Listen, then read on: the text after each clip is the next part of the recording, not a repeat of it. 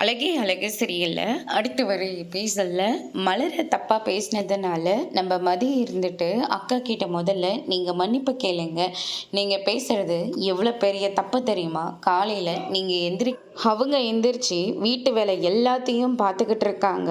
நியாயப்படி பார்த்தா நீங்க தான் எல்லா வேலையும் செஞ்சிருக்கணும்.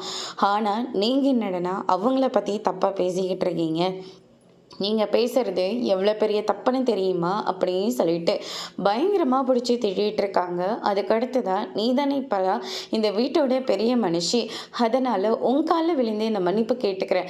என் காலில் எதுக்காக விலக போகிறீங்க? முதல்ல நீங்கள் அக்கா காலில் கூட விழுந்து மன்னிப்பு கேளுங்க.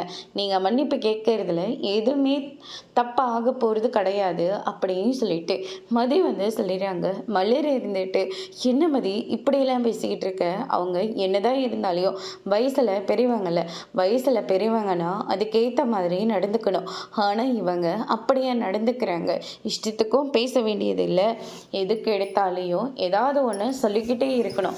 இவருக்கும் இவங்க ஹஸ்பண்டுக்கும் வேற வேலையே இல்லை அப்படின்னு சொல்லிட்டு பயங்கரமாக பிடிச்சி திட்டிகிட்டு இருக்காங்க.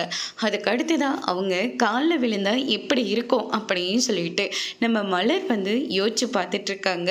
செஞ்ச தப்புக்கு எல்லாத்துக்கும் காலில் விழுந்து மன்னிப்பு கேட்டால் மட்டும் பத்தாது, இன்னும் காலை கழுவிட்டா கூட அவங்களுக்கு கரெக்டாக தான் இருக்கும் அப்படின்னு சொல்லிட்டு மலர் ஒரு பக்கம் ரொம்பவே சந்தோஷத்தில் இருக்காங்க.